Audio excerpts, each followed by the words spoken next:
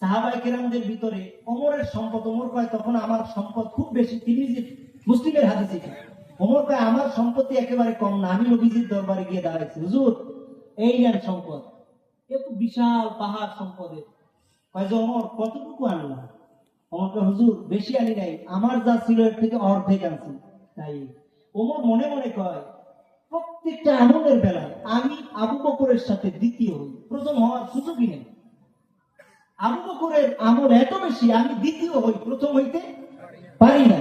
আজকে আবু বকর তুমি আর পারবা না। কেমনি পারবা? কারণ আমি যা আনছি এই সম্পদ তোমার নাই, আর তুমি দ্বিতীয় পারবা না।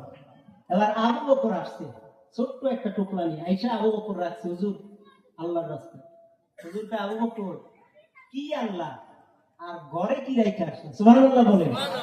ওমর তো যা আনছে অর্ধেক যা ছিল তার অর্ধেক দিছে, আর অর্ধেক বাড়িতে রেখে আসছে। তুমি তো আবু বকর, আবু বকর তো কি আনলা আর কি রেখে আসছে? আবু বকর দুইটা চোখের পানি ছেড়ে দিচ্ছে। সুবহানাল্লাহ। আবু বকর মায়ার নবীর সামনে দাঁড়াইয়া মনে হয় যেন শিশুর মতো কান্না শুরু করে দিয়া কয়, পয়গম্বর আমি আবু বকর কি রাইখা আসছি আর কি নিয়ে আসছি এই প্রশ্ন না, বরঞ্চ আমি আবু বকর আমার ঘরের ভিতরে ঝাড়ু দিয়ে যা ছিল সব নিয়ে আসছি, আমার ঘরের ভিতরে কিছুই নাই। তবে ও মায়ার নবী, আমি আমার ঘরের ভিতরে রাইখা আসছি একেবারে ঘর আমার খালি না, আমার ঘরের ভিতরে আমি আমার মায়ার নবী আর আমার আল্লাহরে রাইখা আসছি। আল্লাহর নবীর সামনে ওমর ডাক দিয়া কয়, দিলে বুঝায় কয়, আবু বকরের সাথে ফার্স্ট হওয়া তো সম্ভব হবে না। আবু বকরের দানের দিক থেকে যদিও অল্প, কিন্তু আবু বকর ঘরের ভিতরে কিছুই রাখে নাই, বরঞ্চ আমি ওমর তো অর্ধেকটা রাইখা আসছি সম্পদের মায়ায়, আর আমার আবু বকর অর্ধেক না, আমার আবু বকর ঘরের ভিতর থেকে সব নিয়ে আসছি। দ্বীনের জন্য এত আবু বকরের মহব্বত, আবু বকর ঘরের ভিতরে শুধু আল্লাহ আর আল্লাহর নবীর রাইখা আছে।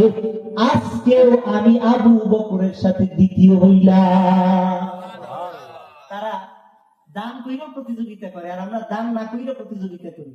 একদলের মানুষ এরকমই আছে, কোনদিন দান করে না, শুধু কয় কি দিতাম কি না দিতাম, কোনো হিসাব নাই কিতাব নাই, বছরের পর বছর যায়, কেশিয়ারে আমার মনে হয় ভালোই আছে খাইয়া দেয়া, এজন্য দেই না, কোনো হিসাব নাই। তো কোনো হিসাব নাই, মসজিদের মাহফিলের কোনো হিসাব পাই না, কি এর দান করবো? মূলত 1 পয়সাও দেয়নি।